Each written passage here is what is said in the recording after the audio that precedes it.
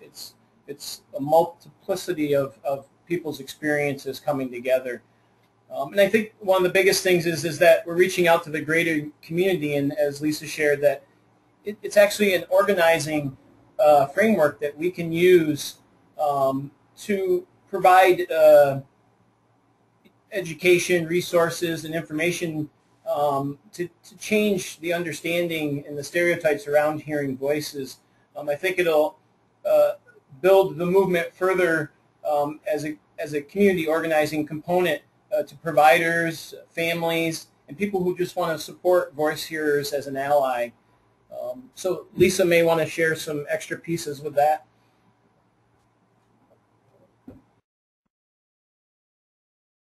Yeah, thanks, Dan. You covered it very well. I did want to. We think about the psychiatric model for hearing voices and the associated diagnoses, but I also want to point out that in the USA, our social and journalistic coverage is also huge in really affecting how we view voice hearers and the stigma that's associated with them.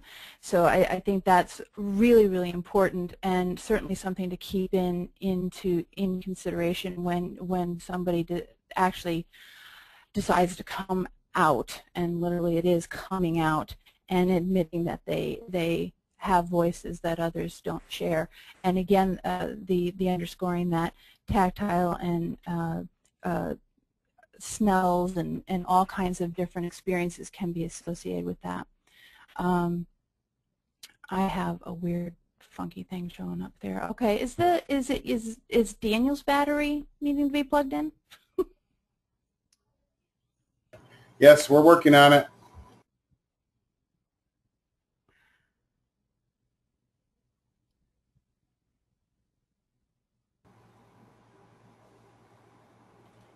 Lisa, are you transferring back over to Daniel? Oh, I'm trying to figure out what's going on with the screen. Is his battery, his computer need to be plugged in?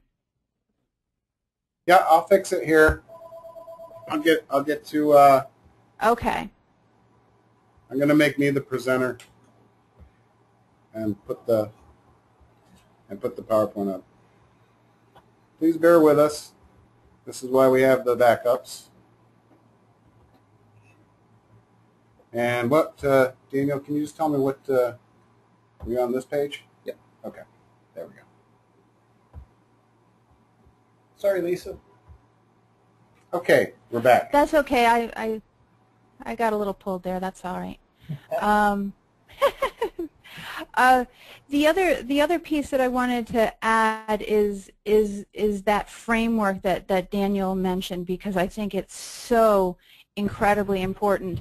It's not just a matter of peer sharing, but in the development of hearing voices, professionals and allies and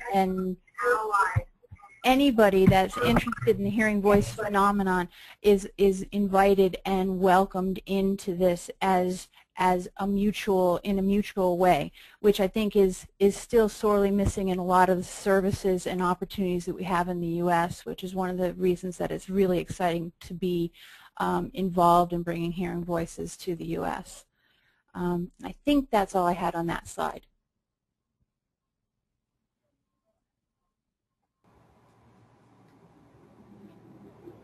Okay, thank you, Lisa. This is Tony.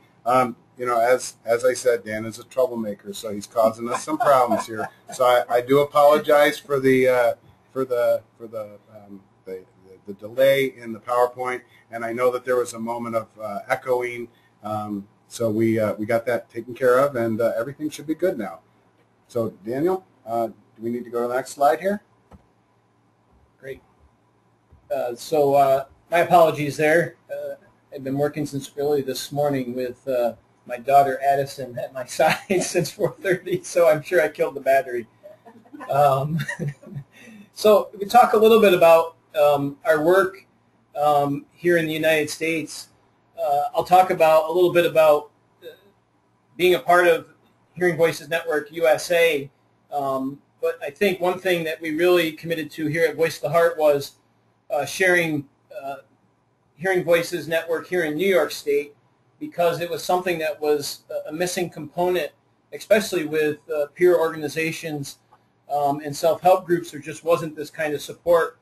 So, creating Voice of the Heart is committed to creating that awareness here in our own state by developing a network after our training with persons, as I shared earlier, 19 persons trained across the state. And some of those people may be on the call themselves today. And that reached out as far as from Syracuse, New York, up into New York City, the Hudson Valley region, and all the way up into Ogdensburg, New York, on the St. Lawrence River, where you can swim to Canada. And the idea is to continue to grow these as a network here in New York State, as well as New York State. So I spoke previously about the outreach and education piece, and it being a framework to actually community organize and offering different educational and outreaches pieces, and we can talk about that a little bit later, of how people can get connected. And you can visit, of course, the Hearing Voices USA website to connect with our training collective of persons with that. I think what the unique thing about the training is we have several layers of training we've been developing to answer different needs in different communities as well as professionals.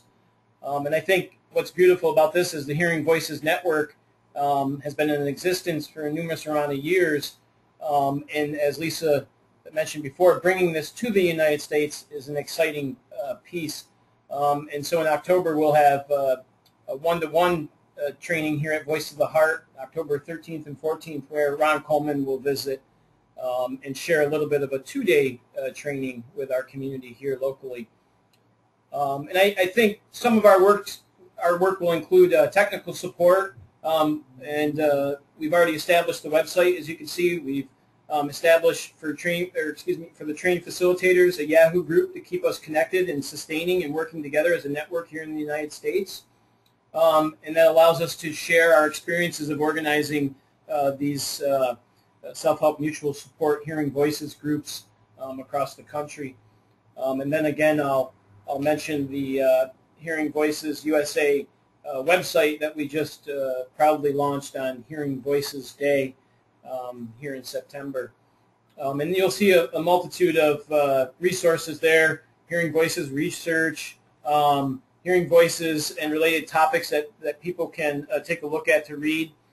And then from our friend Gail Hornstein, who's a part of our committee here in the United States, and who has been a part of this, I think, since 2001 or 2 in Europe, in England, has compiled a piece of first-person narrative of madness bibliographies, and you can find these resources amongst books and other pieces to research and take part in.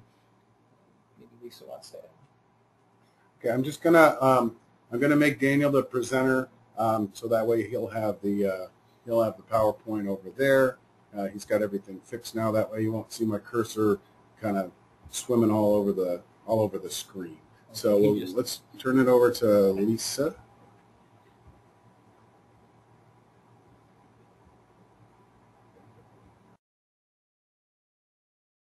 Okay, we've lost the PowerPoint presentation on my screen here anyway.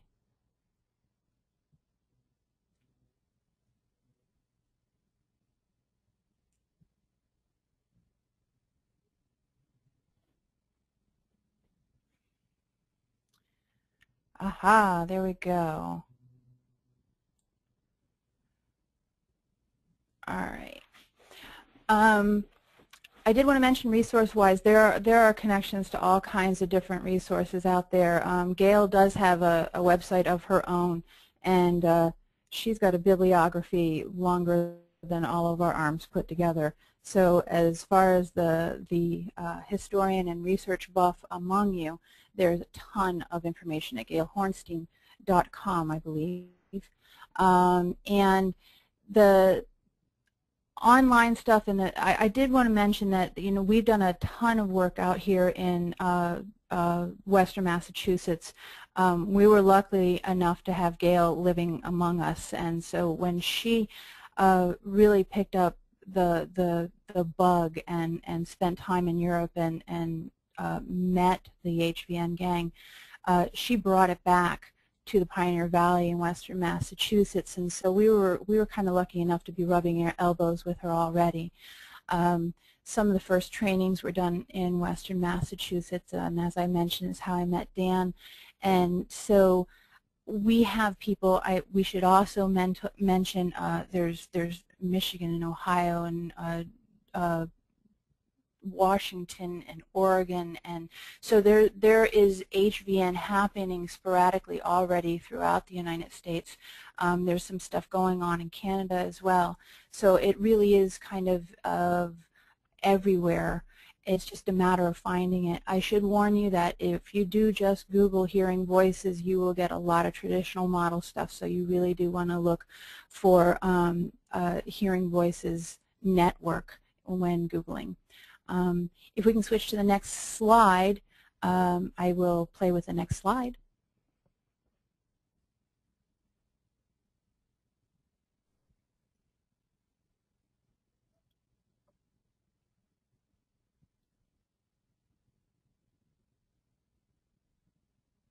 Oh, there's a next slide. And then another one. Oh, goodness.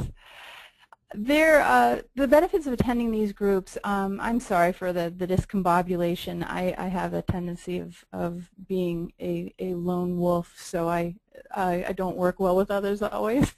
But the benefits of attending group are absolutely amazing, as we've seen with the increasing availability of peer workers in traditional settings and non-traditional settings. Just the mutuality is just vastly important to the process that happens within HVN groups. Being able to sit with somebody that has a shared experience is like no other, and that goes across all boundaries, whether or not we're working in traditional psychiatric settings or gee, you play golf, let's do that. So it's one of those natural things that sometimes we build walls around when we really don't need to. Some of the comments that I've had, I am facilitating a Hearing Voices group in Pittsfield right now, and some of the comments that I have from relatively quiet people that still are living a lot of their lives inside themselves, I think partially because of stigma and partially because they've got plenty of conversations of their own, is the transformative nature within the group setting. It's like our own little honeycomb where the network that's provided, the safety that's provided, the mutuality, and the ability to seriously listen to somebody else's communication without judgment. And here I'd like to mention that, some of the questions, you guys have sent in some awesome questions, by the way. Some of the questions around people describing their voices and explaining what they consider the nature and of their voices. It's really, really important to be able to hear that story. And if it has a spiritual basis, if it has an otherworldly basis, if it has a trauma explanation or a traditional psychiatric explanation, really makes so much difference to the person that is telling you that story. And if you can truly be open enough to hear what they're saying, you're going to hear the pieces of what they're saying that's important as well.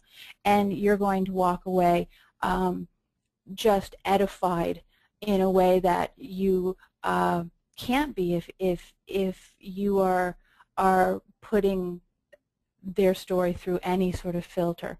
And that's one of the things that happens in an HVN environment that doesn't necessarily happen in anywhere else, really. Check the judgment at the door, and you will find and an illuminating experience awaits. Dan, would you like to add anything?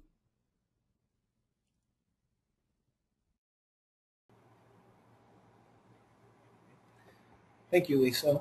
I think I wanted to bring into the experience that I've had personally as a person who didn't have the opportunity to benefit from the Hearing Voices self-help group environment.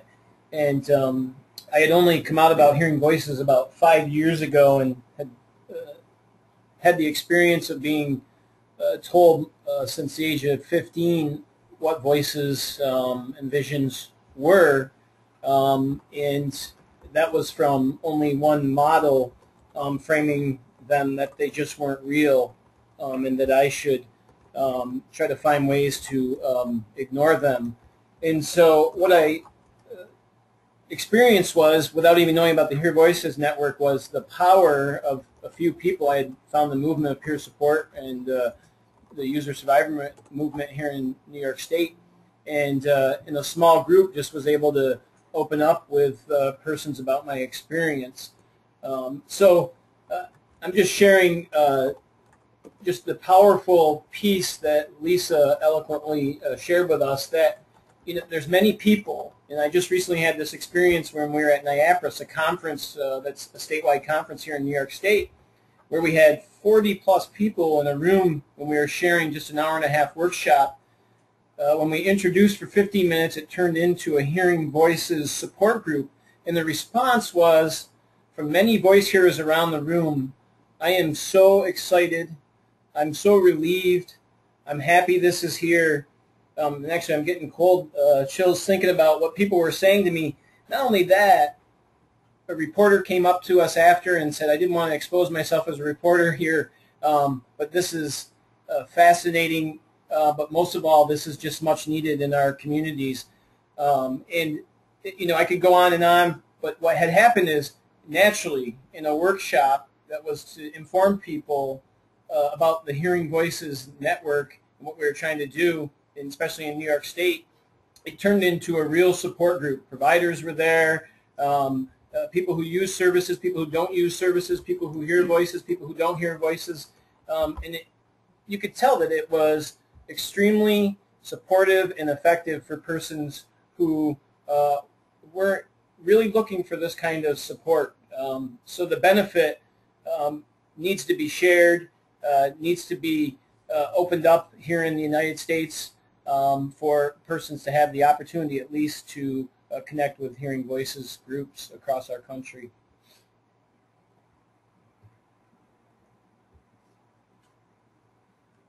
Still me? All right. We're getting used to this technology here. So you'll see on this second slide, I just wanted to make mention of the pictures that you see are part of a past training that we experienced and had the opportunity here in Glens Falls, New York, where we had Jackie Dillon from London here, and Gail Hornstein facilitating our training, as well as Will Hall, who's a part of our U.S. strategic group of persons promoting the Hearing Voices Network. So I did want to mention a little piece. I kind of touched on this before, but the importance of, and the benefit of this group is that it's not about clinical exploration. My experience with Hearing Voices was only about the clinical aspect. This is about people coming together and talking about, their similar paths and their experiences of having voices and visions in extreme states. And I think one of the best things about Hearing Voices groups that I explored when I was really getting into the research and had the fortunate opportunity to experience the training in Massachusetts and the Recovery Learning Center at Holyoke, Mass, was that this wasn't pathological. It wasn't about the labels. It wasn't about the symptoms, and I'm putting those all in quotes. It was about our lived experiences, and I think that's a powerful benefit that I and many others who have articulated to me that they haven't had the opportunity, especially here in the United States. And Lisa might want to add to that slide.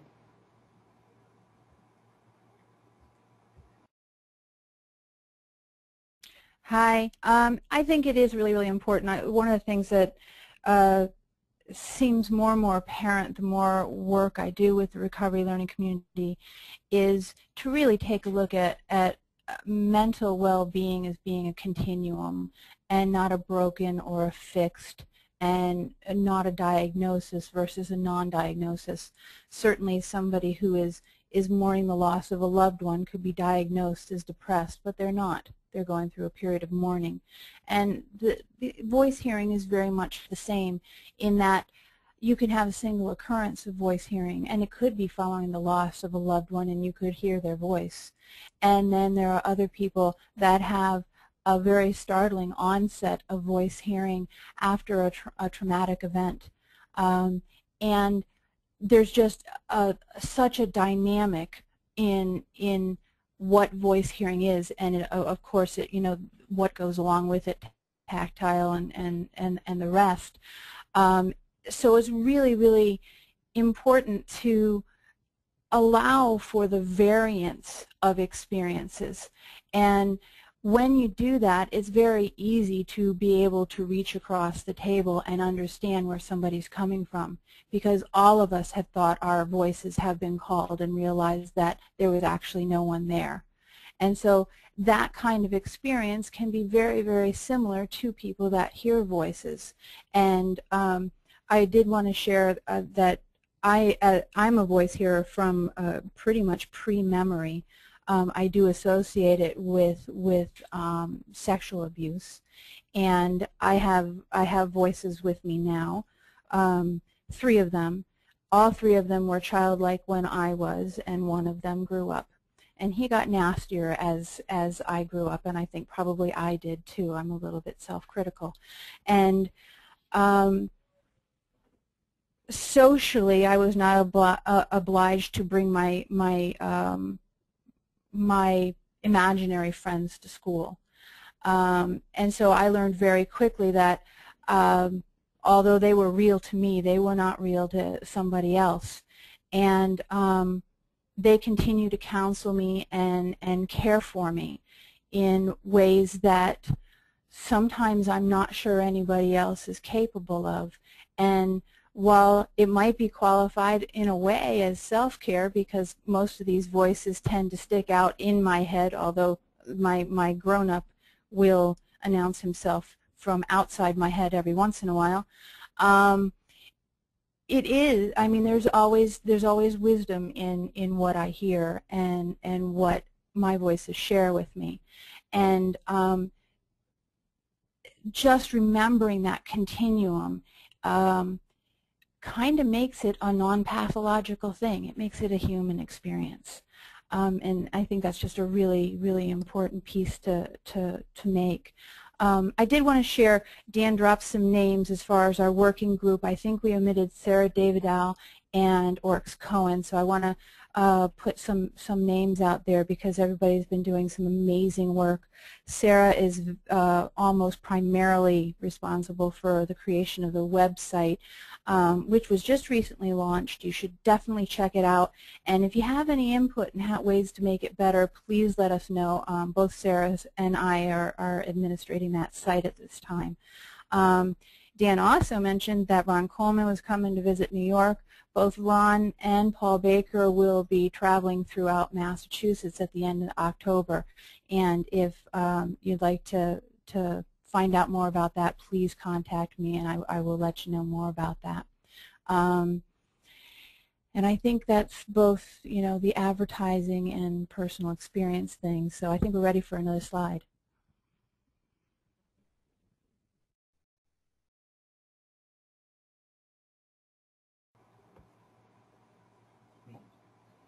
Great. Thank you, Lisa. So I did want to mention, some other pieces, and you may have got this from both Lisa and I, but, it's a safe space. The taboos out the window. It makes sense of your world. This is what people tell us. This is what people have told the Hearing Voices Network, who have been a part of that for years. There's a commonality amongst, the group. It's positive support. It's not coercive. And I think what's really powerful, and I learned this just over the last few trainings and groups that I've been a part of, is that the development of and sharing of different and unique coping strategies that Tony had mentioned earlier. That each person we are so independent and autonomous that developing that and sharing that with each other allows for us to grow and to work with our voices. And I think for me and many others, I think the power in being able to say that these voices are real, these visions are real, this extreme state that I'm experiencing is real. But these are just components and pieces of things that we're hearing from people and that have been talked about for several years through the Hearing Voices Network, across the world. I do think the powerful piece is that this is about a self-determined approach.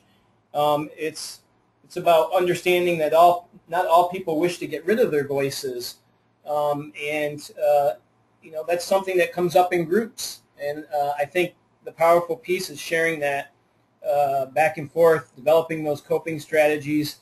And as Lisa and I both shared, we have some more people coming who have been doing this for several years, Ron Coleman and Mr. Baker, to the United States, so that we can develop even one-to-one support, because not everybody likes to go to groups, and I respect that, and I've learned that, and actually been in places in my life where I probably would have benefited better from one-to-one support.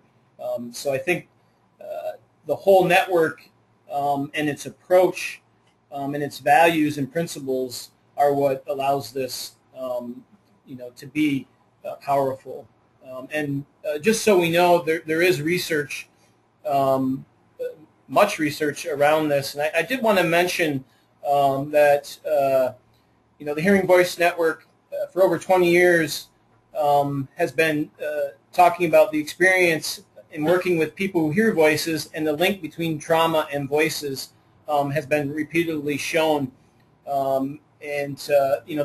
The benefit, again, is a high percentage of people who attend voices, connecting with each other who have experienced, different life experiences, from physical abuse to distressing experiences and sexual abuse as well.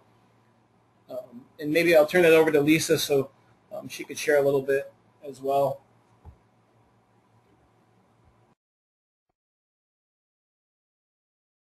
Yeah, I had fun making that slide, by the way. I giggle at my own slides, so I'm glad I was muted. I'm giggling now. One of the things that I did want to add was the coping strategies bit. Some of the questions that you guys have sent in along with your registrations, I think are pretty important. When it's encouraging to talk about your voices, when it's not, that kind of stuff usually comes up in discussion between clinicians a lot. But if you talk with an individual who's hearing voices, they're pretty clear about whether or not they feel like talking about their voices. So oftentimes that's your best clue, is whether or not somebody really feels like they want to talk about their voices. And that self-determined approach, that person-centered approach, to allowing people to investigate their voice hearing experience. Additional stuff to know about the research that's gone into the Hearing Voices Network is that there is actually a book for clinicians called Making Sense of Voices that was put together by Professor Marius Rome and Sandra Escher, which really helps walk through somebody's understanding of their voice hearing, and kind of educate yourself along the way as well. It's a very, very diverse thing, and so understanding that stress brings on negative voices is important for somebody to know, and the difference between possibly needing a medication or not needing a medication. I should throw out there that that's a huge topic. Well, we all know what a huge topic medication is, and how the paradigm in the United States is medication first and everything else afterwards. That is going to be, you know, as we reorient ourselves into a more person-centered approach, we're going to find that may have to be questioned a little bit, and those of us that are providing services are going to have a little bit of backbone with regards to those that offer us our paychecks, etc., to say, you know, that we need to question this. Some people do respond to the medications, and they're very, very thankful to have those in their lives.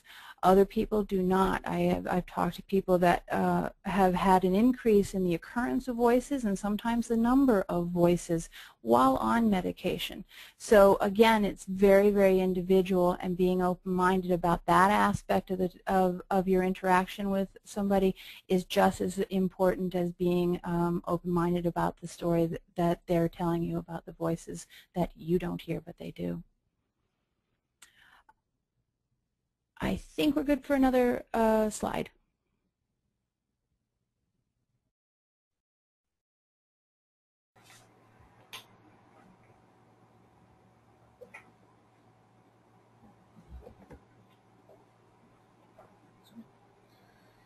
So we mentioned all the, the great things about the Hearing Voices group, and I wanted to make sure that we have some time to discuss the training. And I had mentioned briefly earlier that we've organized, I believe there's been 2 in Massachusetts, and Lisa can correct me, but I had, and then 1 in Vermont, as well as 1 here in New York State. And I've had the opportunity to participate at the 1 in Massachusetts I had mentioned. And then we here at Voice of the Heart organized 1 for New York State. And then I had a really wonderful opportunity to be a part of some of the names that Lisa had mentioned, where a group of us went through a training of the trainers hosted by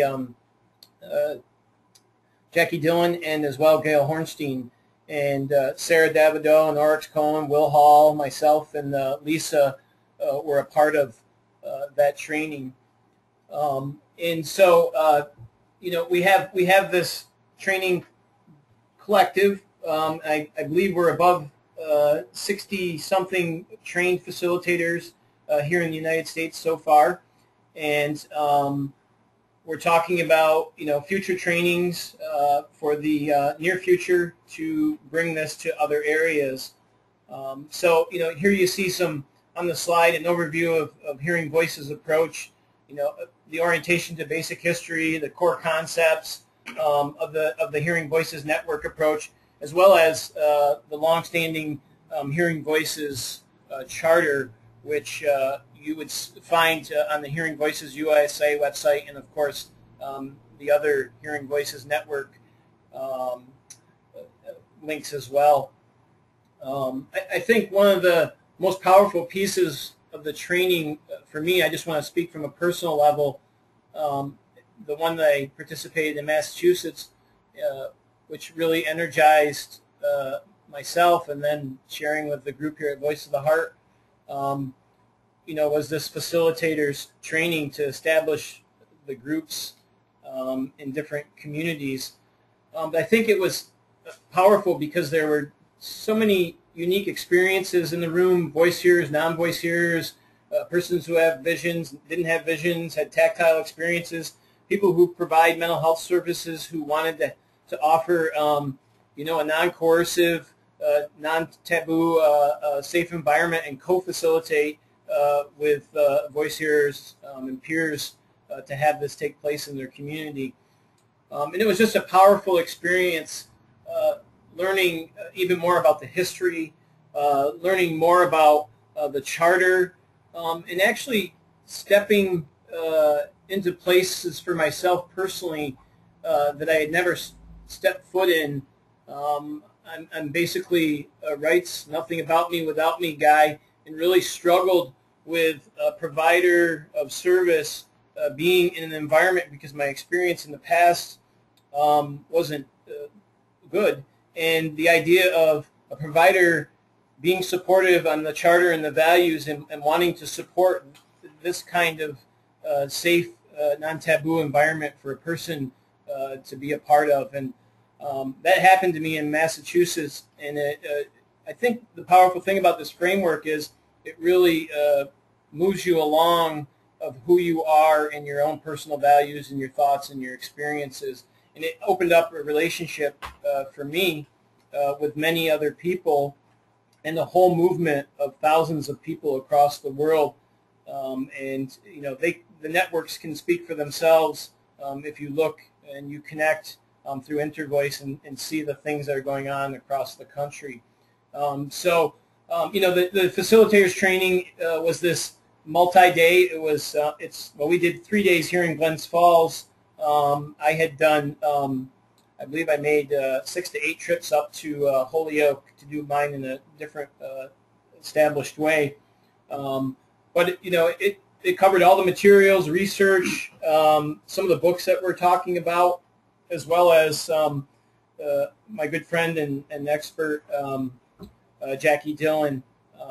And what we have here at Voices of the Heart in New York State is from the facilitators training that we held here. We already have a group starting, actually has started in Watertown, New York. We have a group, actually I believe it's starting tonight in the Hudson region. And then October 6th, Voices of the Heart in our community here is launching ours, and we hope that other groups across the state will do the same. And I'll let Lisa share a little bit about the experience as well, and as well as Massachusetts, I believe, was your group there that Oryx Cohen and Gail developed quite a few years ago and started, is growing and is there, and then as well as the new ones that are coming about from the trainings that we've facilitated here in the United States.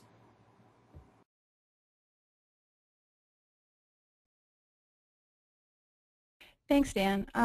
Yeah, actually, Gail and Oryx, I think, probably met, jeez, it's got to be maybe 5 or 6 years ago.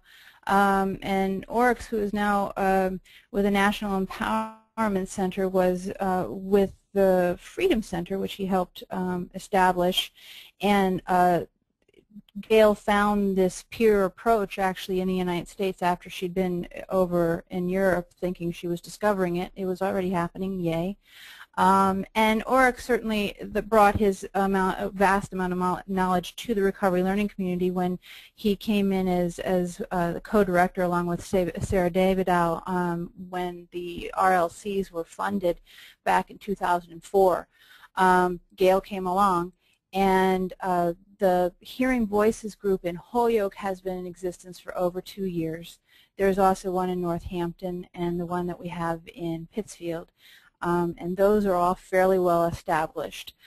We have service providers in our area that are using the HVN model, not necessarily with the fidelity that we're hoping will happen as everything matures and everybody really gets a hang of this, but just making this better known and bringing it into different environments is really important. One of the things I thought I might share with you is part of the charter for Hearing Voices. Frankly, it's something we adopted from England because they've been doing it, and why reinvent the wheel? But the aspects of it that I find that are most important are the aspects that I would love to see really incorporated into most everything we do in the mental health world in the United States. An ethos of self-help, mutual respect, support, and empathy. The acceptance of voices, visions, tactile sensations, and other unusual or extreme experiences are real to the individual and their explanation of them. An acceptance that people are not less for having these experiences. That the attendance is completely voluntary and self-determined, not documented by anybody unless somebody in the group says, give me a call as a reminder so I remember to come next time. That the focus is sharing experiences and no more and no less. That in a self-determined way each individual can ask for input from those that they're speaking with, or just want to, you know, say some stuff out loud and let it bounce off the walls and have that, you know, enter the atmosphere. That there's not an assumption of illness.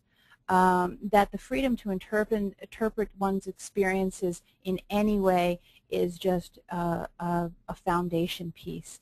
That there's freedom to challenge social norms and to talk about anything, not just voices or visions. And that it's not a treatment program or a clinical group. There's no clinical pressure.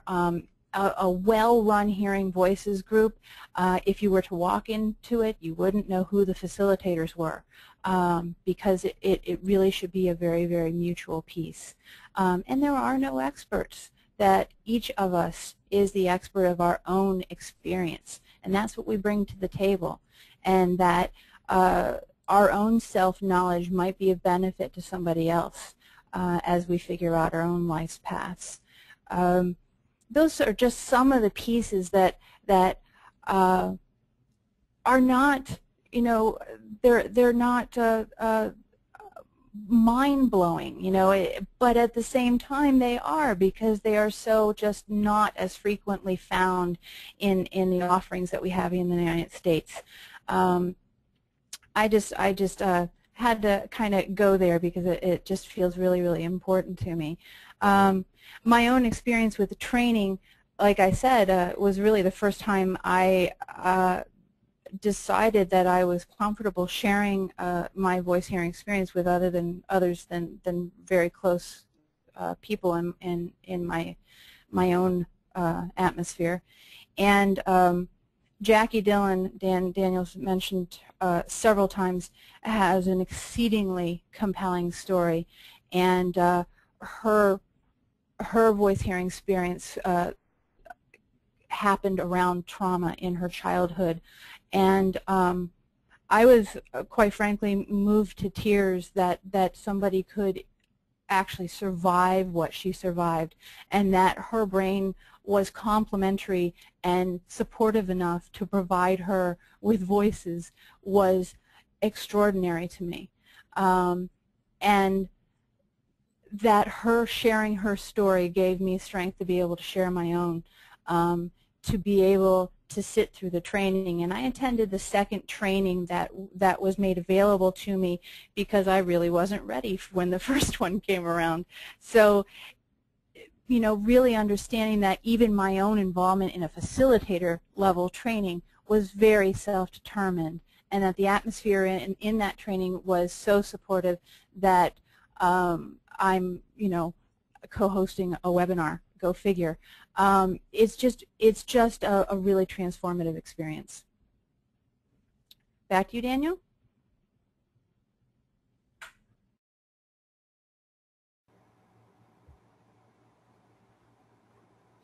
Great, thank you so much. I wanted to, because there probably will be some questions as well, but I did want to make sure another component to the training that I thought was, I've been through a lot of trainings, developed trainings, participated in trainings. Sometimes you feel trained out. The amazing experience, I mean, it left you with a network that you knew that you were going to stay connected to, as an example of Lisa and I sharing this webinar, and really developing support so that we could make sure that these groups are sustained, because that seems to be one of the toughest parts of self-help groups, is sustaining them and keeping them going.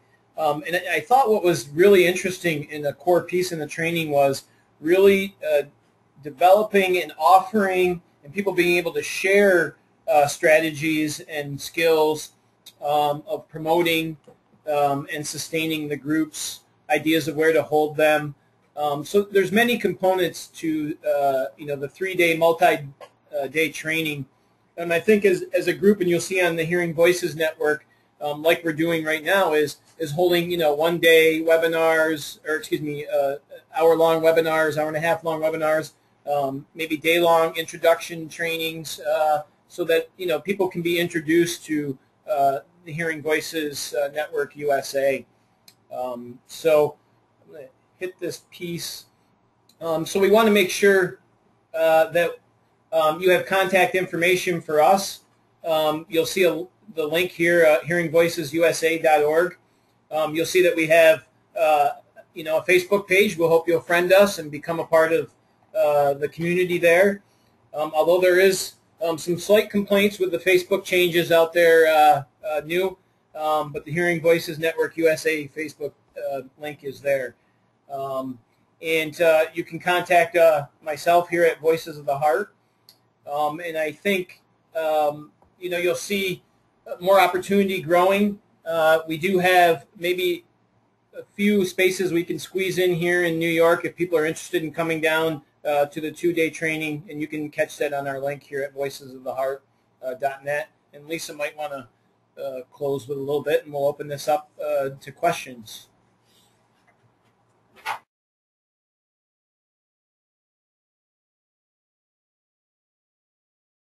And thanks, Dan. I did want to, we're going to play with some questions now, but I did really want to thank you for the opportunity to chat with all of you and remind you I'm just over the border. Generally, I live in Dalton, which is it's a 20-minute hike to be in New York from where I am, and so I'm generally mistaken for being a New York resident. So please feel free to contact me as well. I'd love to hear about the processes going on in New York State, and I'm sure Daniel will not leave me in the woods, but it'd be great to hear from everybody. And yeah, I guess my contact information is there on the screen too, and those are the best ways to get a hold of me. And I also play with the Facebook page, so I'll be hanging out there too, and we can play with questions, I guess.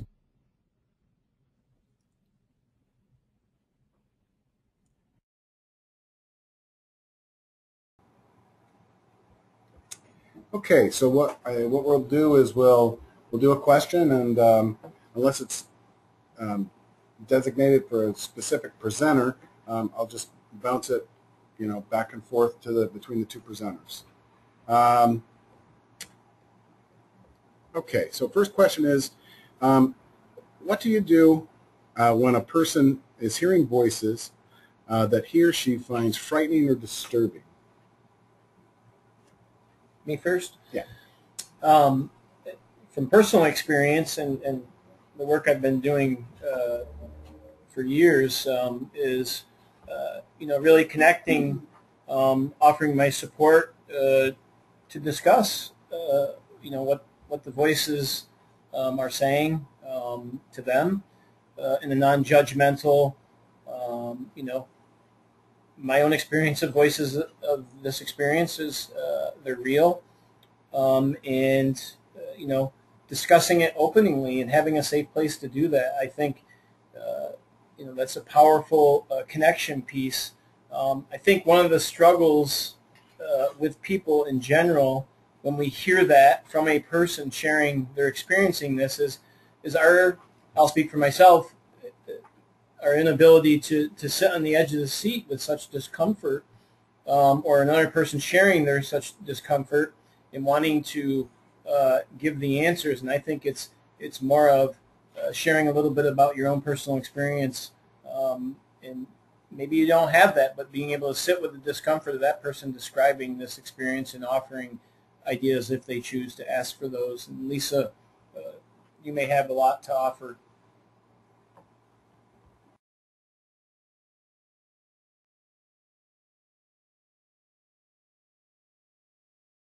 Yeah, I want to give a couple of thoughts in the direction of those of us that provide more traditional services.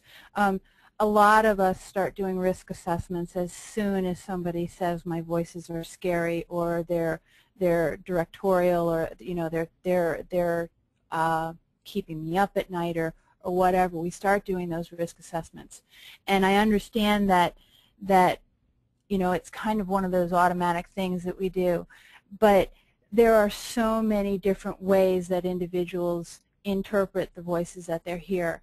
And while they can be distressing, it's very, very different than whether or not somebody's going to act on a, you know, a directive voice, or really give yourself, you know, a moment, take a breath, and like Dan said, be comfortable in hearing the individual out and really hearing what that experience is to them. You know, if somebody really is looking for help and asking for input, there are coping strategies that, again, I'm gonna talk about making sense of voices. The workbook is quite good.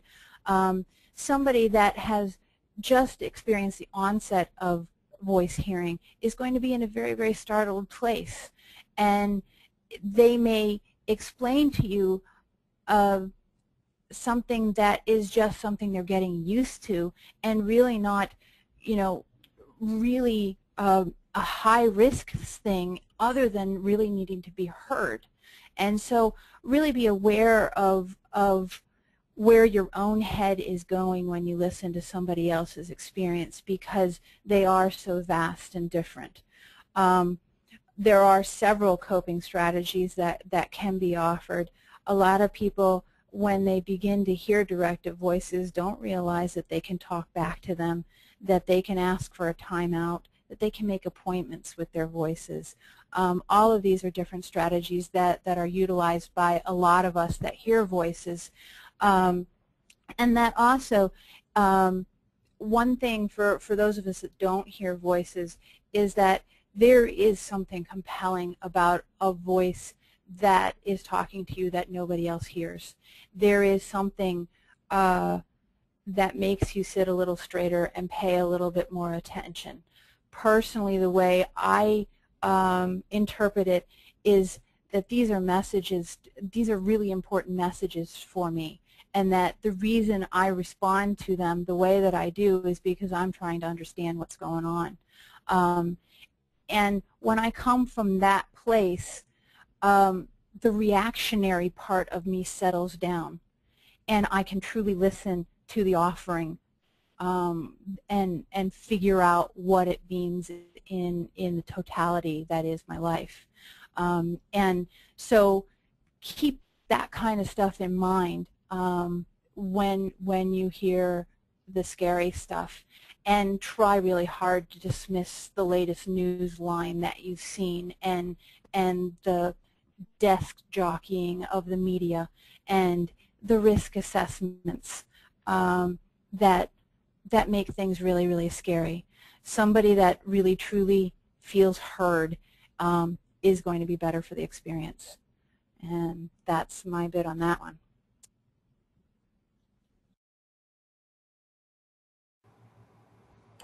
Thanks, Lisa. I'm actually going to throw the next question over to you, Lisa, because I think you were speaking when this question came in.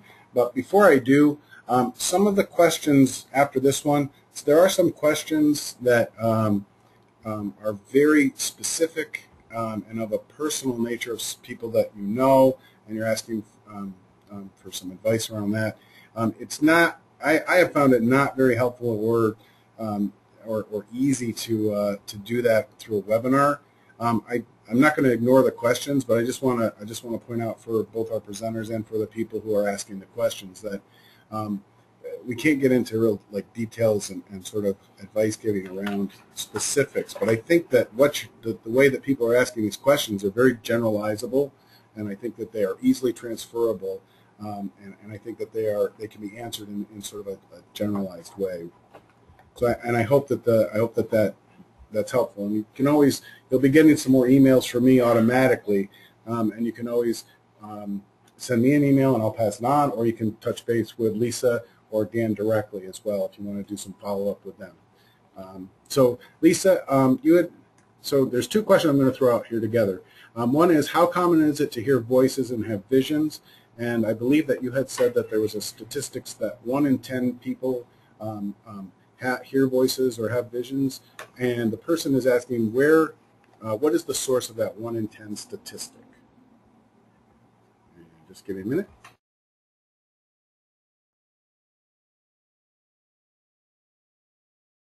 Hi.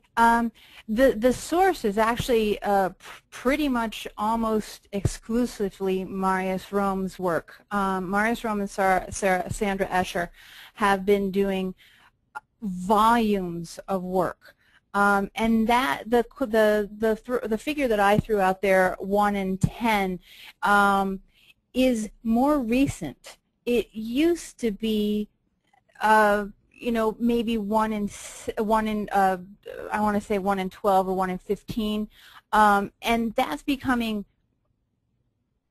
more and more, you know, like I said, a left-handed kind of thing. All the bibliographies and stuff, I'm going to throw you back to bibliographies on our website, because all the statistics, all the research has been done and is on that site. And the piece that I want to mention here is back on the original slide I was talking about the history. It was purely accidental that these statistics started showing up at all.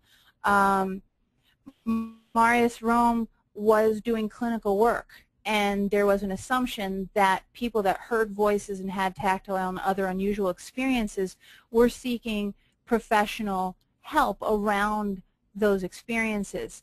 And what happened when he ended up as a co-host or a co-guest on a television show was that the phone calls told him very differently, that there was a huge population of individuals that were not interacting with the psychiatric profession as a result of their having these experiences. And so that's really what spurred him on to do the research. And so it is out there. There are I am, of course, you know, live on a webinar, so I'm blocking on dates and research titles, and there are a couple other researchers besides Marius Rome that have been duplicating these figures.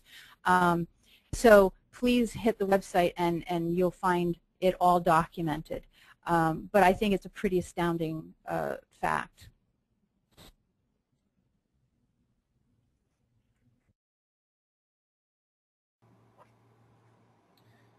And thanks, Lisa. I wanted to share a book that I'm reading now that is written by Professor Marius Rome and Sandra Escher, and it's Accepting Voices, and the subtitle is A New Analysis of the Experience of Hearing Voices Outside the Illness Model. This original research is a powerful challenge to popular stereotypes in the psychiatric orthodoxy, which inhibits rather than stimulates personal growth. And in this book, it talks about some of the research they did with, you know, different groups, coping, non-coping, conferences, and how they researched people gathering and doing this in England and Europe, talking about trauma in this book, correlations of childhood abuse and auditory hallucinations. I think one of the most powerful added experiences I've had to this is the abundance of research. And as Lisa shared, it's so hard to point to so much that's out there, and I really value the networks and the European network, you know, the Hearing Voices Network and InnerVoice of really going out there and doing this kind of work and developing this. And there's some other people who are working around similar research and pieces and writings. And, you know, there's Rufus May, and as well as a written document, Beyond Belief, and forgive me, I'm having a momentary lapse here, memory of her name who wrote that, but if you Googled that, you would find the document. But there's abundance of research that gives numbers and, you know, actually different outcomes and the success around Hearing Voices Network. So I hope that helps a little bit with people looking for information. And Voice of the Heart actually has some of these books. They're very hard to get. Gail Hornstein imported some, and then we bought some from her to have for sale on our website. It'll probably go up in about 3-4 days. We'll have the actual books for sale on our website because they are not published in the United States yet. Thanks, Daniel. This is Tony. I did bring up the Hearing Voices Network USA up on our screen now. So there are several questions around, is there a Hearing Voices network in this area or that area, or how would I start one? Daniel, is it safe to say that if people want to find a group or start a group, would this be a good place for them to go to? As our groups are coming to fruition, because we've, may I say that we've only launched this in the last year here, and we're still in that year. Although I think Holyoke was the only group, excuse me, I don't know if it's in Holyoke or Northampton or in between, but on the website you can see we're beginning to list the groups that are being established across the United States. So you'll be able to, you'll see a little navigation tool that you can access on the Hearing Voices Network USA. Find a group. I think Tony's hitting it now. And be reminded that we're slowly getting these up. I just received information a few days ago about 2 of the newest groups, which is just exciting. And, we just walked out of our training here not even a month ago. So, you can find that. We'll be adding more, and we hope that many people who have participated will want to develop support groups and also hold trainings in their area. Okay, so I'm going to ask the next question and then throw it over to Lisa. Let's see. I want to get one that's sort of very common. Okay, so here we go. Struggling. I'm doing this verbatim. So struggling with a patient who believes that his voices are a result of either A, witchcraft by known former neighbors, or B, punishment by God for homosexuality. This is being reinforced by his church. He thinks being around others who hear voices also will reinforce the voices and be very dangerous for him. Medication does not help. How can I help him get connected without trampling his self-determination? I know that's a very intense question, but I think it covers a lot of very common things. So I don't mean to put you on the spot, Lisa, but I think you have some great insight and some great ideas.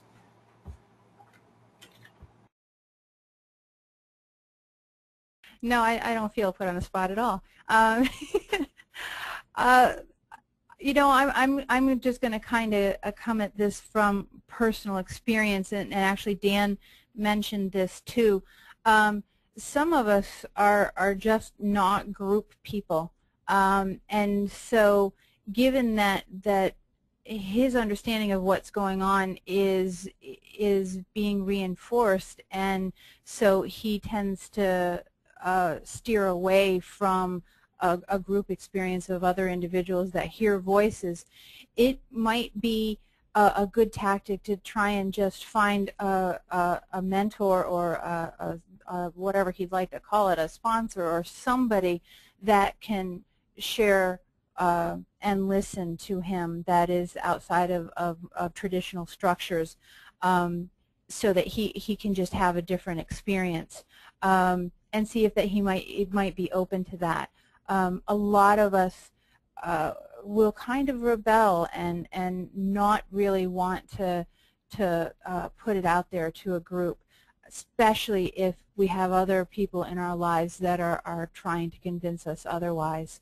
And so just trying to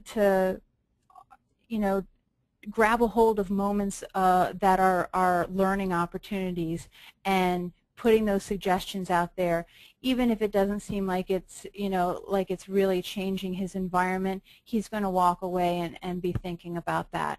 And that's the patience that we all offer when we want to give all the solutions, and we know that that's just not how that process is going to work.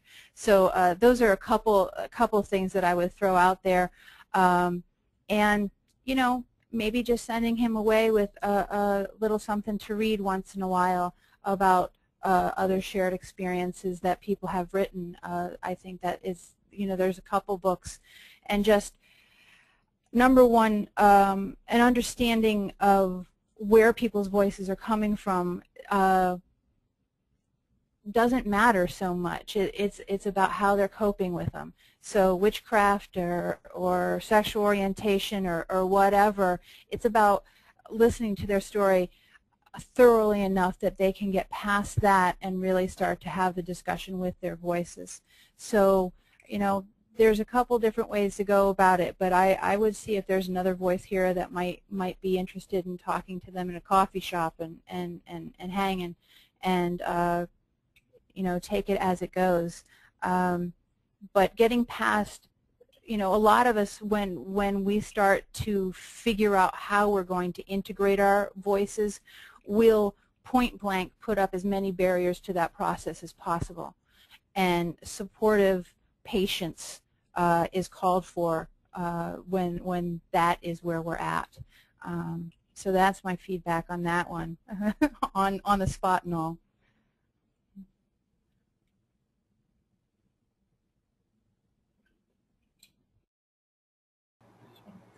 Well, yeah, I don't want to play gotcha journalism here or anything, so.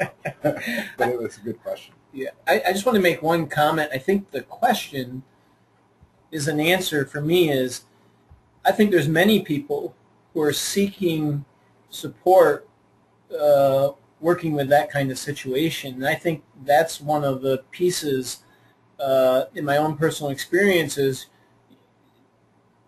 that I think groups and individual support and training and understanding around hearing voices is so needed in the United States because of these. It's just taboo. The subject is taboo.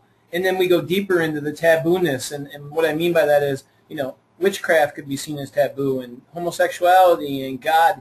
And I think that's the beauty of the Hearing Voices Network and the non-judgmental, the openness that, that we want to make sure is there, and the connection for people, and then the opportunity for people to be able to share this experience. And for this person who said they're working with a person who's experiencing this, to have a place to refer them to, so to speak, I put refer in quotes, but ask them if they're interested in connecting with a support group. And you wouldn't believe, and I'll just say this from experience, the number of people who will be able to answer components of this question that's a great question, and actually is a great role play for our training, that would offer this person some ideas, and that would just continue to build on the self-determination. So I just want to comment more on answering it. I just see that as an answer of why we need more Hearing Voices Network values and principles and ethos and support groups and one-to-one support. Yeah, I can't help myself from answering this either. But then we'll do one more question, and then we'll wrap up. My experience has been that there are a lot of folks who have values that they learned in their families or in their churches. Usually, those are the two most commonplace, and they're very strong values and very strong worldviews. When we start experiencing mental health problems, whether like I do, or when you experience hearing voices or other types of extreme states, it can, at some point, it can create a crisis if the values that you learned and the places that you go with your values are in conflict with being helpful in either managing symptoms or coping, or it's just not a helpful coping thing. It may not be detrimental, but it certainly isn't helping. And that people are going to have to make those decisions about what the long-term goal for the person is, what my long-term goals are, and whether or not the things that I'm doing are supporting them or getting in the way. And, so there isn't an easy answer for that. And unfortunately, it's usually a very personal and individualized decision. Where we can be helpful, I think, is in the non-judgmentalness, in the listening, and in being there to offer as many different kinds of supports that we know about, and as many different resources as possible, even if those resources are necessarily are contrary to our own value systems, so that we don't cherry pick and choose what we offer to people. Another common question that is coming through here is the sense, can you clarify between not pathological and real? So the specific question is, my partner hears voices that tell him to hurt himself, and just yesterday told him to have him kill me, or to have me kill him. So how is that real and not pathological? I think that's a good question to end on, to sort of delineate between those two things. So let me throw that over to Lisa, and then we'll come back to Dan. And then also, just so people know, I did put up the Western Mass RLC website, so that's up there for you to gaze at right now.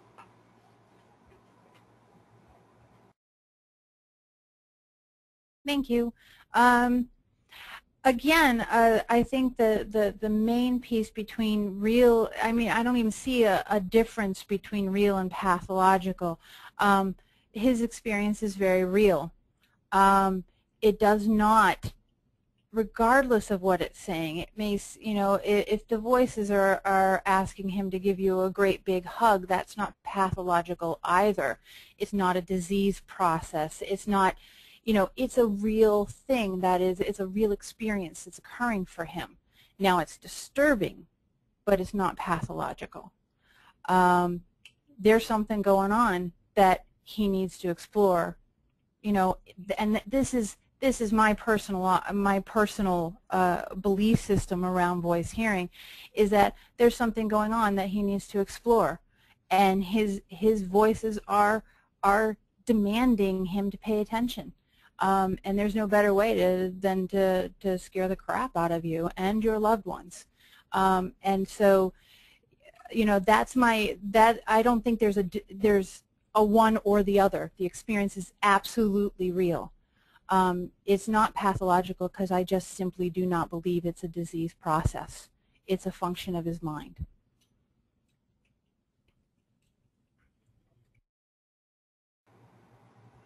Okay, thank you, Lisa. Is there anything else that you want to add before we close up here? Oh, I think I'm good. I want to thank everybody for joining in, and again, welcome everybody to contact me. And you know, re-invite me back anytime. This has been great. Thank you, Dan. I just want to say thank you, Lisa. I wanted to thank Tony and the Recipient Affairs Office of New York State, and all the people, the numerous people who participated. And I really wanted to say to my friends from Denmark who were extremely trying to hide and hold in their laughs, or maybe even some comments, and joining us in this room today. And I think it's great that they got to experience the webinar. I do want to say, you know, please contact Hearing Voices USA, and also, you know, visit Voice of the Heart website for the October training. It is pretty much filled up, but we do try to squeeze as many people in as we can. And I'm excited. I'm energized. I'm excited and honored to be a part of the Hearing Voices Network USA, but a worldwide movement that's been going on for many years around the support and a movement and a community organizing framework to continue for many years around the world. So it's a much needed support in the United States, and I hope that many of your questions will be, or comments, how can we bring this to our area? So please feel free to contact me as well, and especially Hearing Voices Network USA. And thank you. Thanks, Dan. I do want to let people know that we'll send out a follow-up email to everyone who registered today.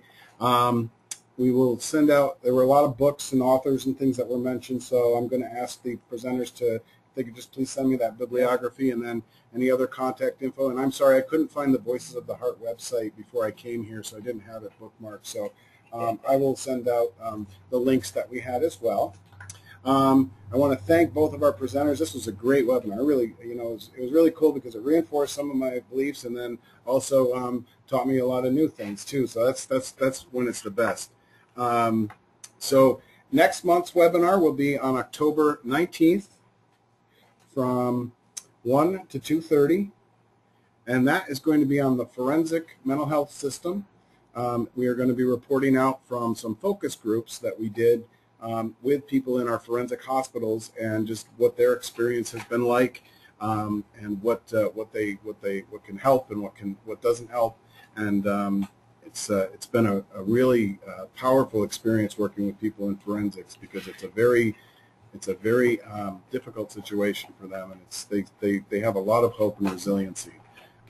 So we're looking forward to that. And again, thank you, Lisa. Thank you, Daniel. And thank you all for coming. We look forward to seeing you next month. And again, there will be a short survey that will open up as we close out this webinar. If you could just please fill out those things and then let us know who all needs certificates, and we'll get those out to you as soon as I can. Okay? Thank you. Bye-bye, everyone.